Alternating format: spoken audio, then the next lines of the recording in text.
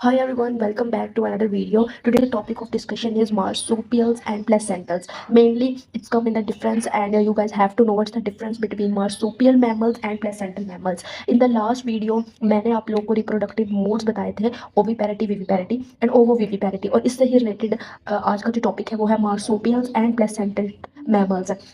Before starting you guys have to subscribe my channel because when you subscribe I get motivated for more amazing videos. So let's start the topic. देखिए literally meaning marsupials का होता ये है कि ऐसे animals जो कि एक सैक या एक पाउच में अपने ऑफस्प्रिंग्स या इंडिविजुअल को बर्थ देते हैं, ठीक है। इसके अंदर ये इसकी अगर हम डेफिनेशंस की बात करें तो it give birth to the under developed young, ठीक है। एक डिवेलप्ड यंग वन होता है लेकिन वो एक अंडर डिवेलपिंग फेज में होता है, मतलब एक ऑफस्प्रिंग है, एक इंडिविजुअल है, वो प्रॉपरली डिवेलप नहीं हुआ होगा, वो एक अंडर डिवेलप फेज में होगा, ठीक है। मीन्स कि एक उसकी जो स्टेज होगी वो एक एम्ब्रियोनिक स्टेज होगी। एम्ब्रियोनिक स्टेज ऐसी स्टेज है जिसमें एम्ब्रियोज बनना और उसकी वेज नर्व सब कुछ चीज़ें भी अंडर डिवेलप्ड स्टेज में प्रेजेंट होती हैं, ठीक है। इसके अंदर जो ट्रू प्लेसेंटा होता है, ठीक है, मतलब प्लेसेंटा होता है वो प्रेजेंट नहीं होता, ठीक है। प्लेसेंटा एक ऐसा हमारे पास पाथ होता है जिससे हमारे पास फूड का एक्सचेंज हो सके, लेकिन इसके अंदर प्लेसेंटा प्रेजेंट नहीं होता, ऐसा ट्रू प्लेसेंटा प्रेजेंट होता है। वैसे एक्सचेंजमेंट हो रही होती है लेकिन ट्रू प्लेसेंटा की फॉर्म में नहीं हो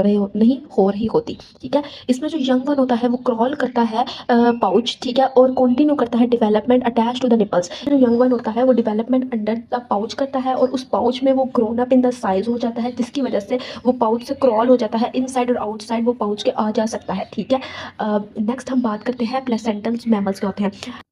नेक्स्ट हम बात करते हैं प्लेसेंटल मैमल्स। प्लेसेंटल मैमल्स एक ऐसी एम्ब्रियोनिक एम्ब्रियो डिवेलप होता है इंटायरली इनसाइड द यूट्रस, ठीक है। इसमें जो एम्ब्रियो होता है वो फुली डिवेलप्ड इनसाइड करता है यूट्रस के अंदर और वहाँ पर एक कॉम्प्लेक्स प्लेसेंटा भी बनता है, ठीक है। एक कॉम्प्लेक्स प्लेसेंटा भी इसके अंदर बनता है। वहाँ पर ट्रू प्लेसेंटा नहीं था लेकिन यहाँ पर एक ट्रू प्लेसेंटा और एक कॉम्प्लेक्स प्लेसेंटा है, ठीक है। और जिसकी वजह से प्लेसेंटा अलाउ करता है एक्सचेंज ऑफ न्यूट्रेंट्स को भी, एक्सचेंज ऑफ ऑक्सीजन को भी, वेस्ट को भी, किसकी मदर और एम्ब्रियो की बॉडी में से, ठीक है।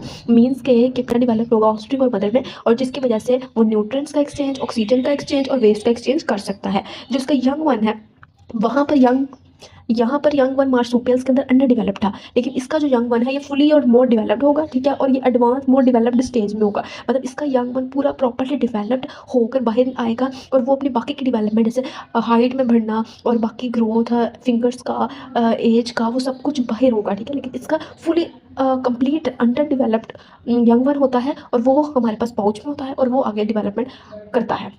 एग्जाम्पल्स की बात करें तो मार्सुपियल्स के एग्जाम्पल्स में आ जाते हैं kangaroos, koala bears and opossum, ठीक है। और इनका जो गेस्टेशन पीरियड होता है वो हमारे पास सिर्फ 8 to 40 डेज का शॉर्ट गेस्टेशन पीरियड होता है। उसके बाद वो अपने डेवलपमेंट उस पाउच लाइक सैक में करते हैं। जैसे कैंगरूज का एक पाउच होता है जिसके अंदर उनका स्मॉल बेबी प्रेजेंट होता है और वो वहाँ पर ही अपनी पूरी डेवलपमेंट नॉरिशमेंट हासिल करता है, ठीक है। प्लेसेंटल मैमल्स की बात की जाए तो प्लेसेंटल मैमल्स के अंदर आता है ह्यूमंस, एलिफेंट, वेल्स, डॉग्स, और इसके अंदर इनका जो गेस्टेशन पीरियड होता है वो लॉन्ग गेस्टेशन पीरियड होता है और 8 to 12 मंथ्स का गेस्टेशन पीरियड, मंथ्स का नॉट अ डेज। तो इस मंथ्स के गेस्टेशन पीरियड के अंदर वो फुली डिवेलप्ड हमारे पास एक इंडिविजुअल आ जाता है और वो फुली डिवेलप्ड इंडिविजुअल हमारे पास बॉडी में से बॉडी हमारे पूरी डेवलप्ड इंडिविजुअल प्रोड्यूस करती है body. So this is all about today's lecture we have done with marsupials and placental mammals. If you have any misunderstanding or any of the questions you can ask in comments are always open. You can also suggest me in comment box for your important topic you want to learn.